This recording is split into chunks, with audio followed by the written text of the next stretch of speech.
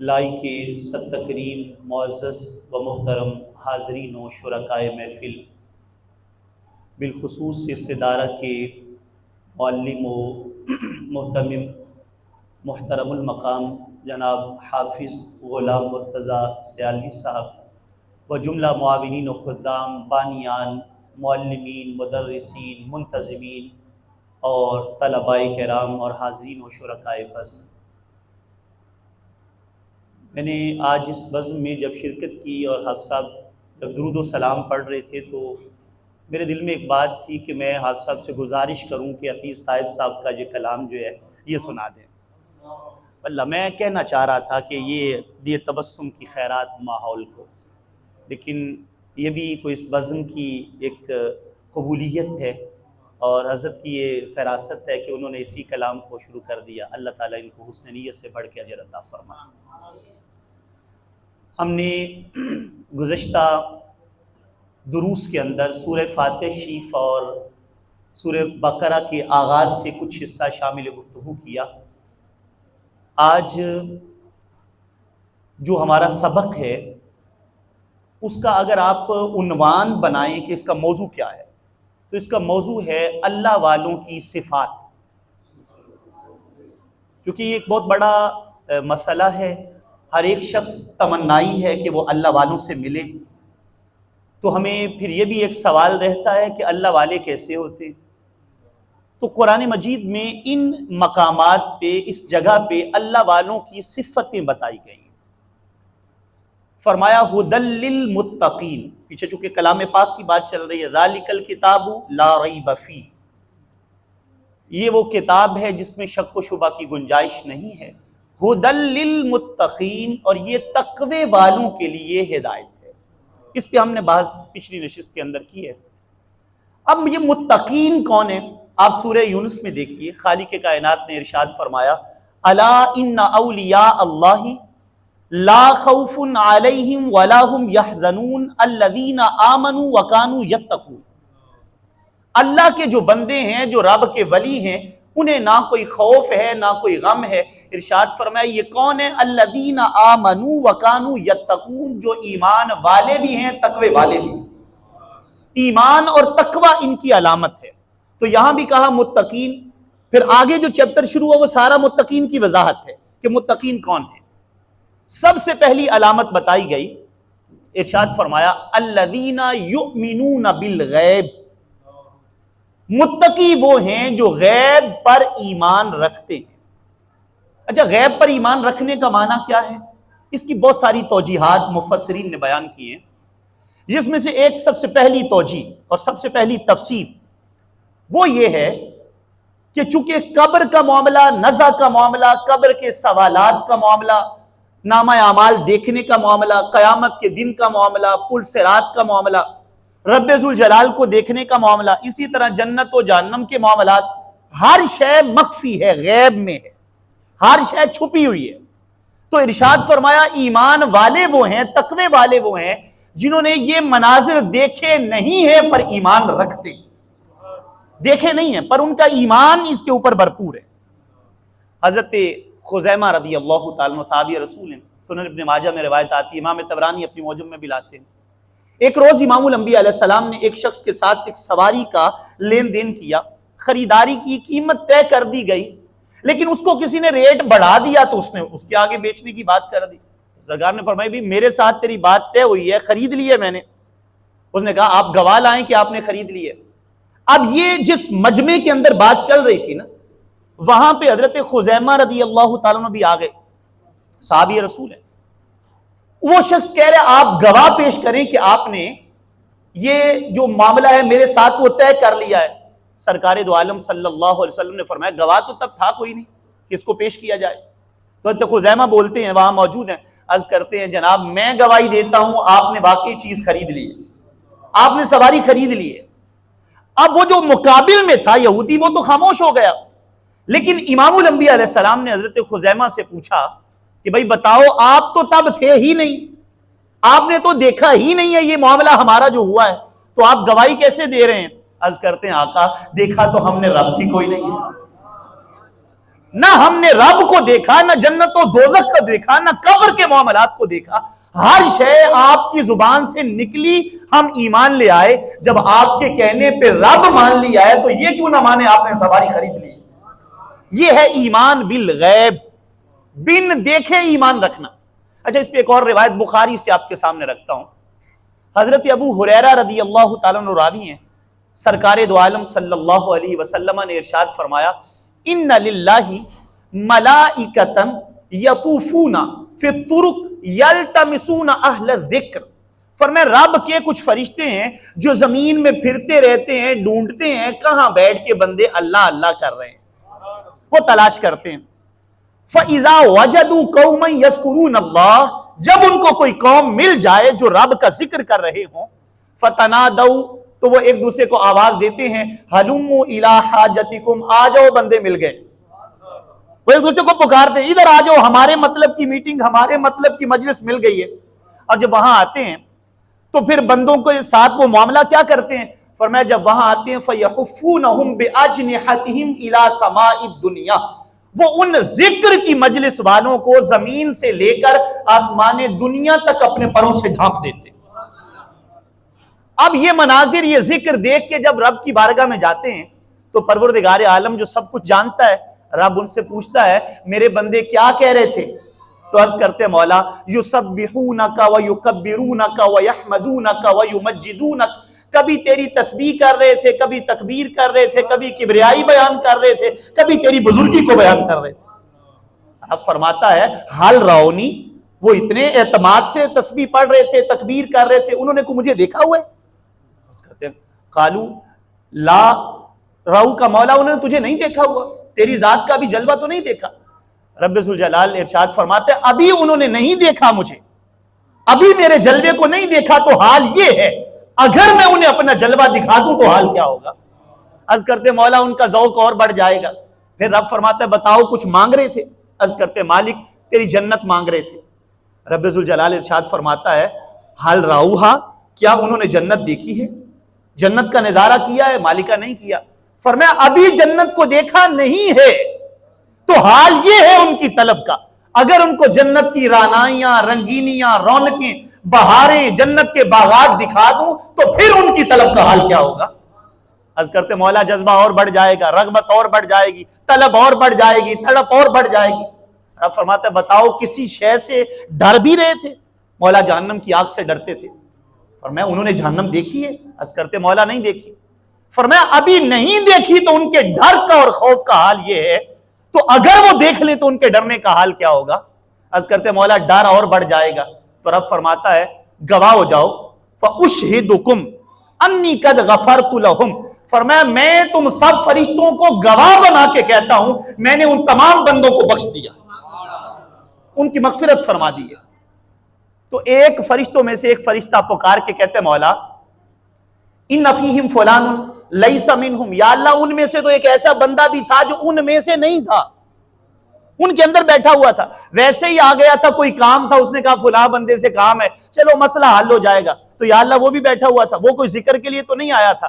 رب فرماتا ہے ہم جلساء لا یشقی بہم جلیسہم، اب میں اس ایک بندے کو دیکھوں جو آ گیا ہے بغیر حاجت کے، یا ان بیٹھنے والوں کو دیکھوں؟ فرشتوں گواہ ہو جاؤ یہ بیٹھنے والے ایسے ہیں ان کے پاس کوئی راہ چلتا بھی آ کے بیٹھ جائے تو میں اس کا دامن بھی خالی رہنے نہیں دیتا۔ اچھا ان لوگوں کا کمال کیا ہے؟ ایمان بالغیب۔ رب پوچھ رہا دیکھا نہیں ہے مجھے پھر بھی مان رہے ہیں، جنت نہیں دیکھی پھر بھی مانگ رہے ہیں، جہنم کو نہیں دیکھا پھر بھی ڈر رہے ہیں۔ تو فرمایا ان کے اوپر میرے کرم کا ساون برسا دیا جائے۔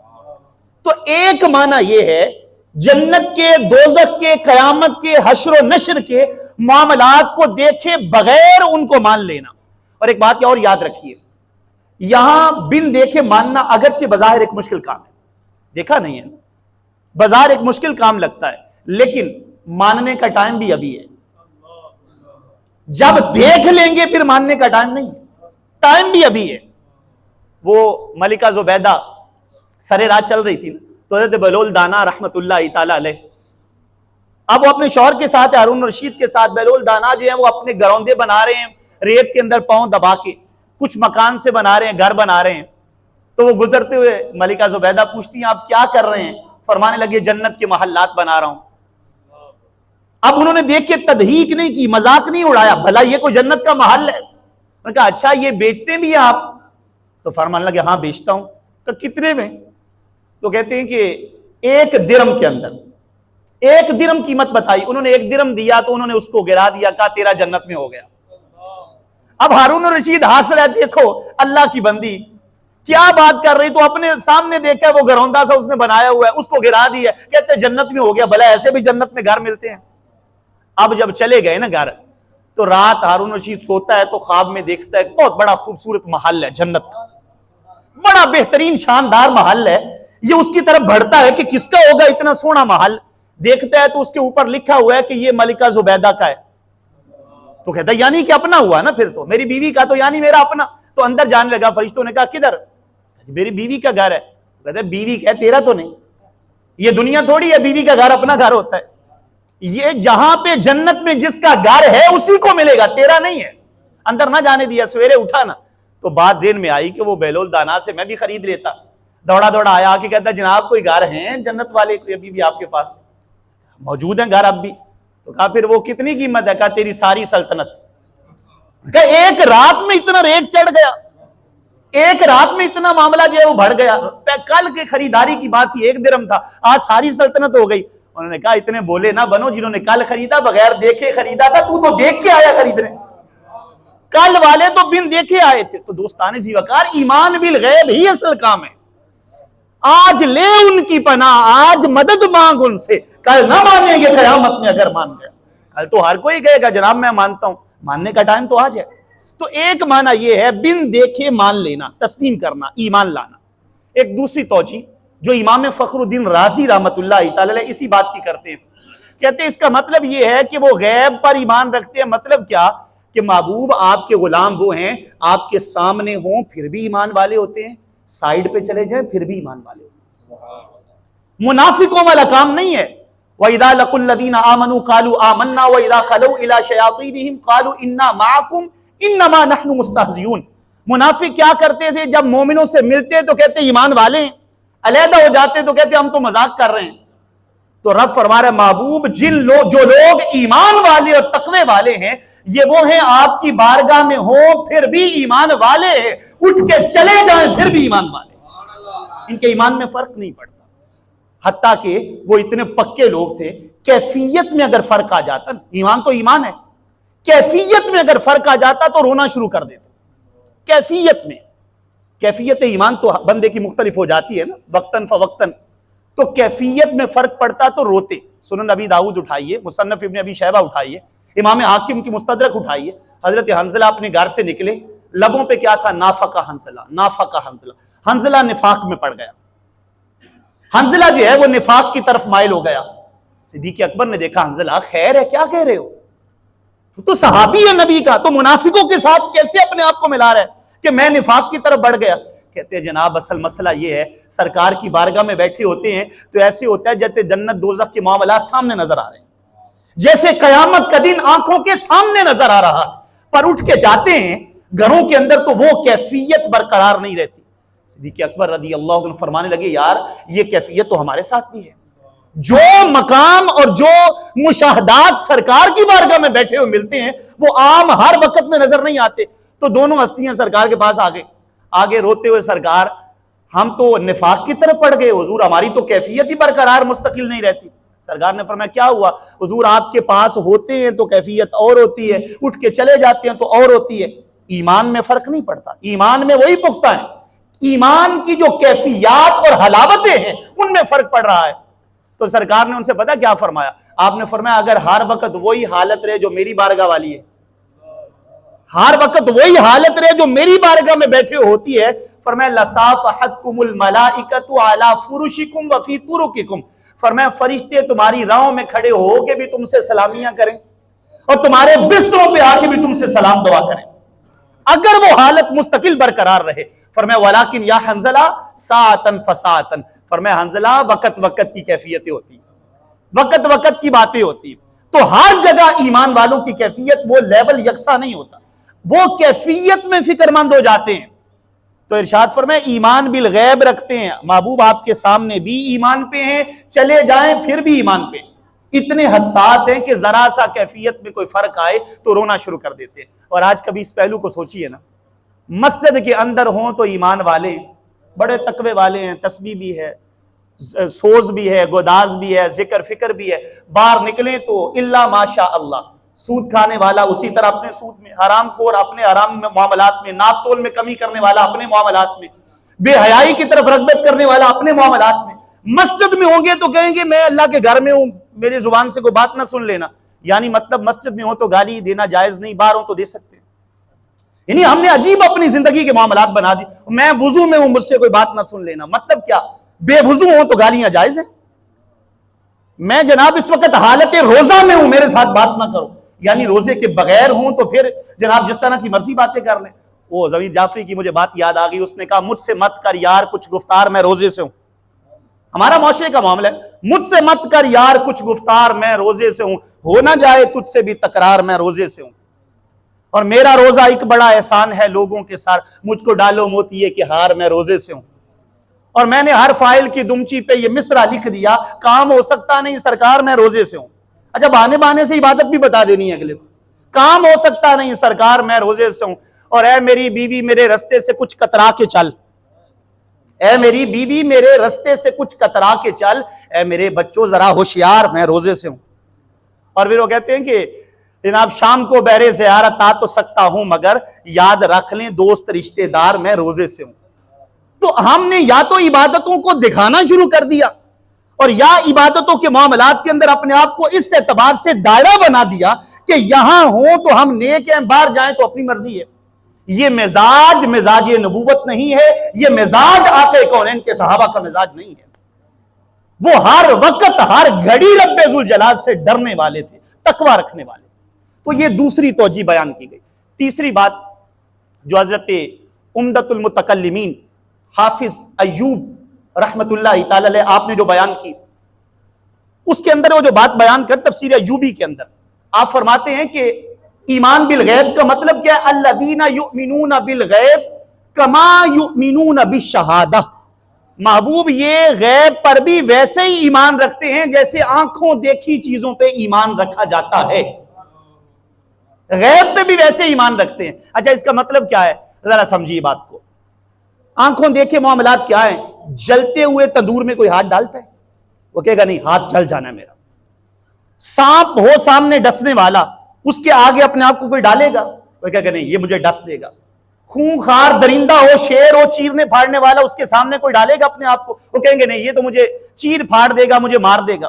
تو یہ ہے مشاہدات، سامنے نظر آنے والی چیزیں۔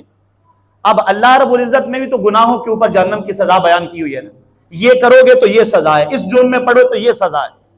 اب جس طرح یہ مشاہدات کے معاملات کے اندر، آنکھوں دیکھی چیزوں کے معاملے کے اندر ڈرتے ہیں کہ یار یہ کیا تو ہاتھ جل جائے گا، یہ کیا تو سانپ ڈس لے گا، یہ کیا تو شیر چیر پھاڑ دے گا، تو جب یہ کہا گیا کہ بے حیائی میں پڑے تو یہ جہنم کی سزا ہے، سود کھایا تو یہ سزا ہے، چوری کی تو یہ سزا ہے، جناب جھوٹ بولا تو یہ سزا ہے، تو اگر ان سزاؤں کے سننے کے باوجود بھی لوگ جو ہیں وہ ان کے بارے میں معاملات کے اوپر غور نہیں کر رہے، تو مطلب پھر ایمان بالغیب والا معاملہ پختہ نہیں ہے۔ جبکہ صحابہ کرام کا معاملہ کیا تھا؟ وہ جس طرح یہ مشاہدات پر ایمان ہوتا تھا، اسی طرح بن دیکھی چیزوں پہ ایمان ہوتا تھا۔ مثال دیتا ہوں آپ کو، حضرت احنف بن قیس تابعی ہیں رحمت اللہ تعالی علیہ، کئی دفعہ ایسا ہوتا جلتی ہوئی شمع کے اوپر ہاتھ کر دیتے، شمع جل رہی ہوتی اوپر ہاتھ کر دیتے، لوگ کہتے حضور آپ ایسا کیوں کرتے ہیں؟ کہتے جب کبھی میرا نفس مجھے گناہوں کی طرف ابھارتا ہے، مجھے مائل کرتا ہے گناہوں کی طرف، تو میں اپنا ہاتھ آگ پہ کرتا ہوں اور اپنے آپ کو کہتا ہوں محسوس کر، محسوس کر۔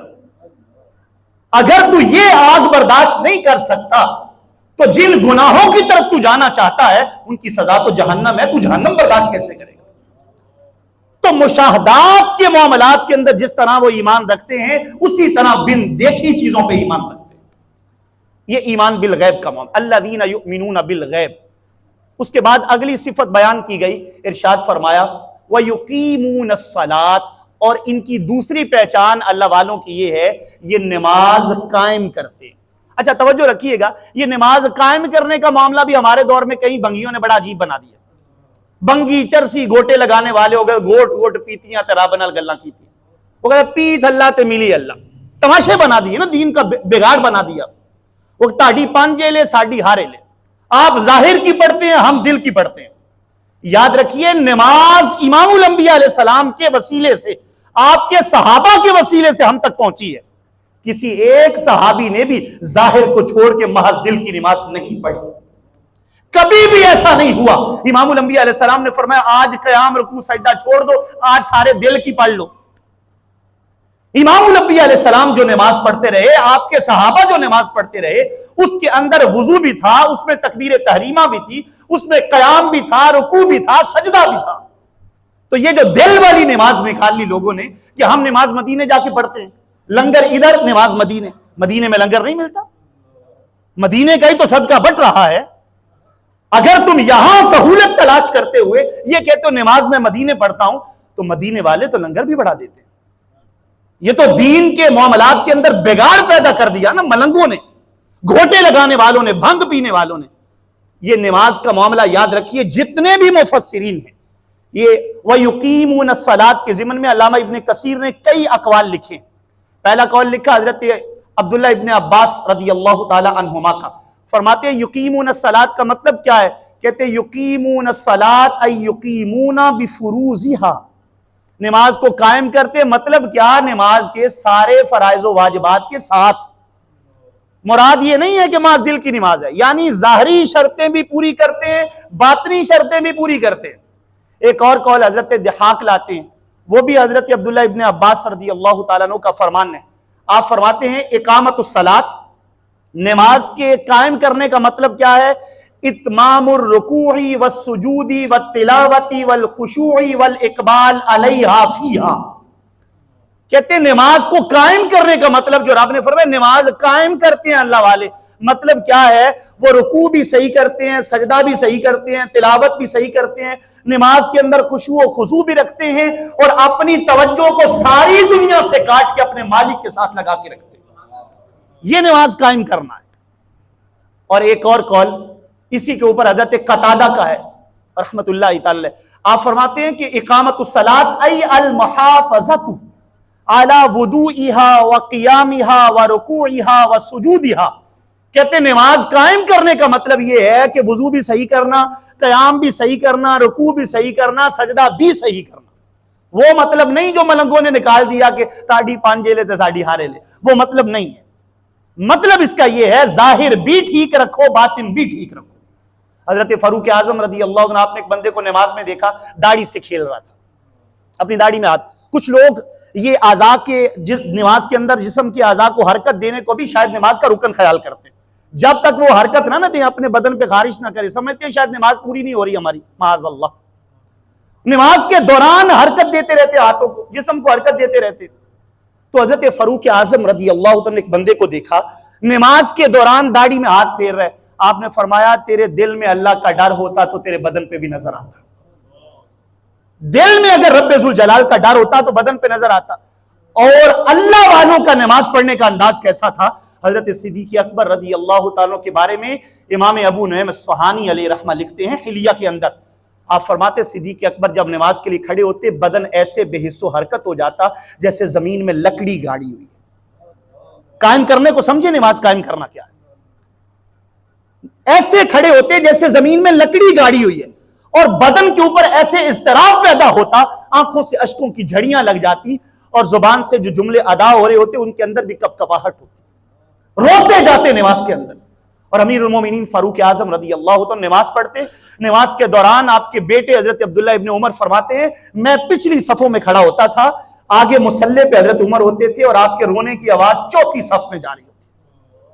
دوران نماز اتنی ہیبت اور اتنا خوف آپ کے بدن پہ طاری ہوتا تھا، اتنا زیادہ اللہ سے ڈرتے تھے.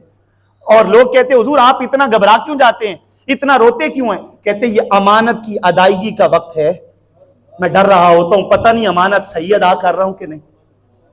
یہ انداز ہے. امام زین العابدین رضی اللہ تعالیٰ وضو کرتے چہرے کا رنگ زرد پڑ جاتا. لوگ کہتے حضرت آپ کے چہرے کا رنگ کیوں زرد پڑ جاتا ہے؟ فرماتے تمہیں پتہ نہیں میں کتنی بڑی بارگاہ میں کھڑا ہونے لگا. یار یہ ہے نماز قائم کرنے کا مطلب، کہ نماز کو ظاہری شرطوں کے ساتھ بھی پورا کرنا اور پوری نماز کے اندر رب ذوالجلال کا خوف اپنی طبیعت میں شامل رکھنا. اس کے بعد اگلا وصف جو بیان کیا گیا، ارشاد فرمایا وَمِمَّا رَزَقْنَاهُمْ يُنْفِقُونَ. تیسرا وصف تقوی والوں کا یہ ہے جو ہم نے ان کو دیا ہے اس میں سے ہماری راہ میں خرچ کرتے ہیں. اچھا اس کی تھوڑی سی آپ حقیقت سمجھیں نا، بڑا لطف آئے گا. پہلی بات تو یہ بندوں کا زوم ختم کر دیا. بندے کو یہ خیال ہوتا ہے میرا مال ہے، میں نے کمایا ہے، بڑی محنتیں کی ہیں، تو اب میں اس میں سے دوں. رب نے فرمایا وَمِمَّا رَزَقْنَاهُمْ. اپنا تو ہے ہی کوئی نہیں تیرا، ہم نے تو دیا ہے، ہم نے تو تجھے دیا ہے، جو ہم نے دیا ہے اس میں سے خرچ کرتے ہیں. تو بتانا یہ تھا کہ بندے کا یہ خیال ختم ہو جائے کہ یہ شاید میری کوئی اپنی باغ دوڑ ہے. مالی دا کم پانی دینا تے پر مشکاں پاوے تے مالک دا کم پھل پھل لونا لاوے یا نہ لاوے. تو یہ اللہ کی عطا ہے جس میں سے اس کی راہ میں دینا ہے، اس کی بارگاہ میں دینا ہے. تو پہلی بات یہ بتا دی گئی بندوں کو تاکہ سخاوت کی طرف ان کا ذہن مائل ہو جائے، اللہ کی راہ میں دینے کی طرف مائل ہو جائے. حضرت صدیق اکبر رضی اللہ تعالیٰ عنہ نے تبوک کے لیے جب سارا گھر کا مال پیش کر دیا نا، اور یہ بھی یاد رکھے ہر کوئی صدیق نہیں ہے، دین اسلام ہر ایک بندے سے سارا مال قبول نہیں کرتا. گھر کی ایک ایک شے لا کے سرکار کی بارگاہ میں رکھ دی. حتیٰ کہ علماء نے لکھا ہے تاخیر ہو گئی، سرکار پوچھتے ہیں لیٹ کیوں آئے ہیں؟ سرکار گھر کی ایک سوئی رہ گئی تھی، وہ تلاش کرتے وقت لگا. میں نے سوچا کوئی ایک تنکا بھی نہ بچے، ہر شے مصطفیٰ کی بارگاہ میں پیش کر دیا، ہر شے لے کے آ جاؤ. اور حضرت فاروق اعظم رضی اللہ فرماتے ہیں میں نے خیال کیا تھا آج آگے بڑھ جاؤں گا، پر تب مجھے پتا چلا میں ابو بکر سے آگے کبھی بھی نہیں بڑھ سکتا. میں آدھا مال لے کے آیا تھا، وہ سارا ہی لے کے آ گئے. اور اقبال فرماتے اتنے میں وہ رفیق نبوت بھی آ گیا جس سے بنا عشق و محبت استوار، لے آیا اپنے ساتھ وہ مرد وفا سرشت، ہر چیز جس کا چشم جہاں میں ہو اعتبار. بولے حضور چاہیے فکر عیال بھی، کہنے لگا وہ عشق و محبت کا رازدار.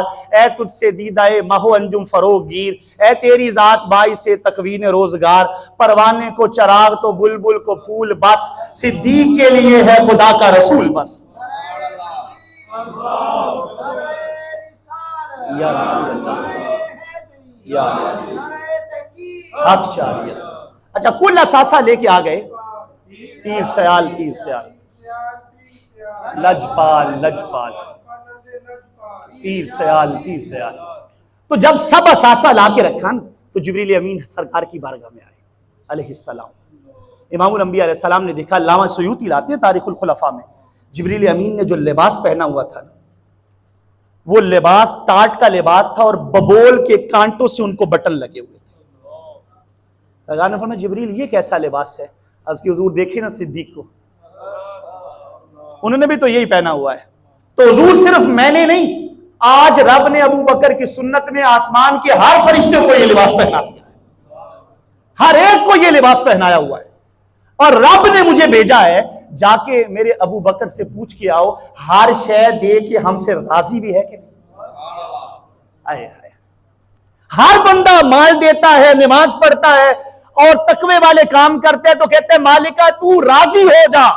مگر مقام و مرتبہ صدیق اکبر یہ ہے وہ مال دیتے، رب پوچھ رہے راضی ہو ابو بکر کے نہیں، ہم سے راضی بھی ہو کہ نہیں؟ تو زاروں کے تار رونے لگے.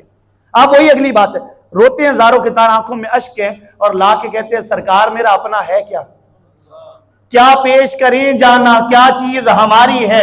یہ دل بھی تمہارا ہے، یہ جان بھی تمہاری ہے.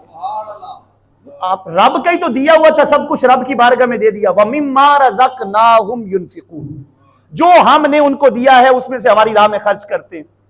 اچھا اگلی بات ایک اور سمجھیں، وَمِمَّا کہا گیا، من ما ملا دیا تو مما، من تبعیضیہ ہے، بعض.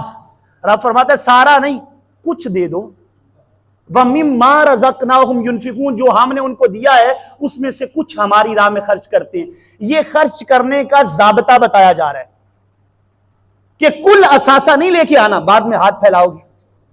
اپنے پاس ضرورت کا رکھنا ہے، باقی اللہ کی بارگاہ کے اندر بھی کچھ نہ کچھ اس میں سے پیش کرو.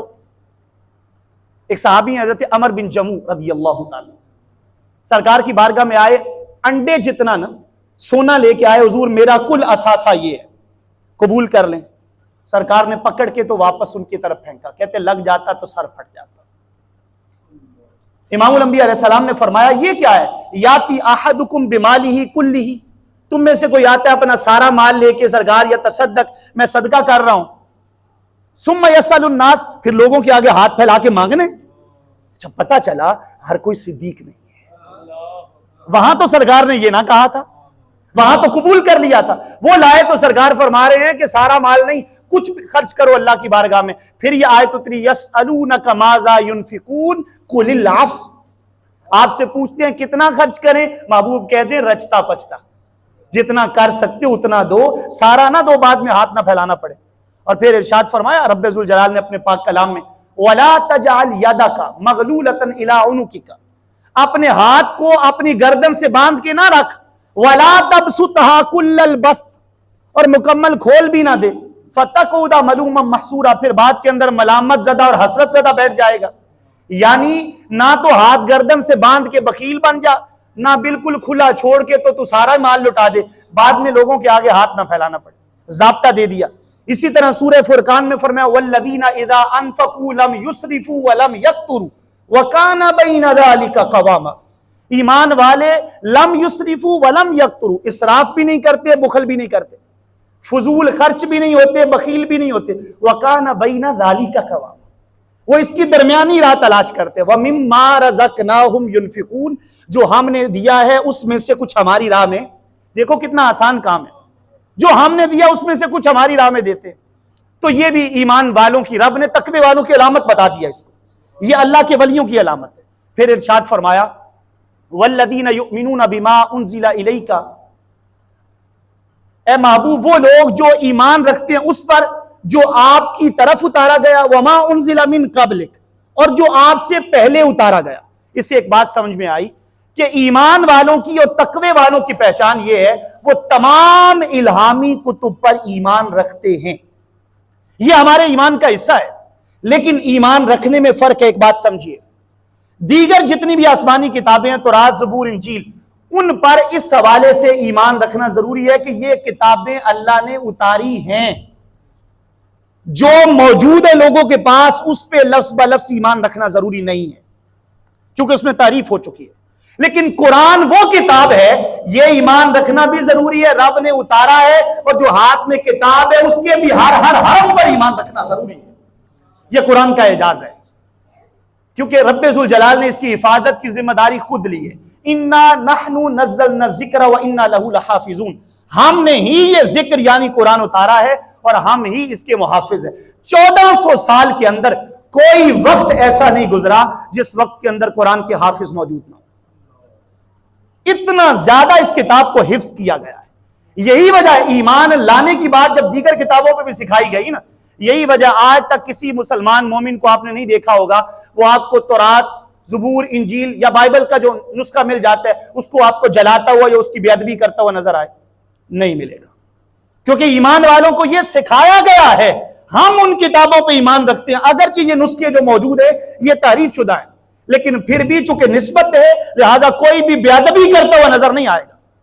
مگر ان لوگوں کا انداز دیکھیے کس قدر اوچھے ہتھ کنڈوں پہ اتر آتے ہیں، قرآن مجید کو جلا کر تو وہ مسلمانوں کو زیر کرنے کی کوشش کرتے ہیں، یہ نہیں سوچتے کہ رب ذوالجلال نے اس کلام پاک کو فنا ہونے کے لیے نہیں بنایا، اس کو ہمیشہ باقی رہنے کے لیے بنایا، ہمیشہ کی بقا اس کو عطا کی۔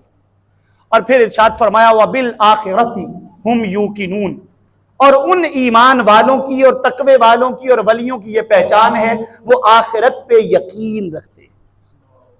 اچھا آخرت پہ یقین رکھنے کا مطلب کیا ہے؟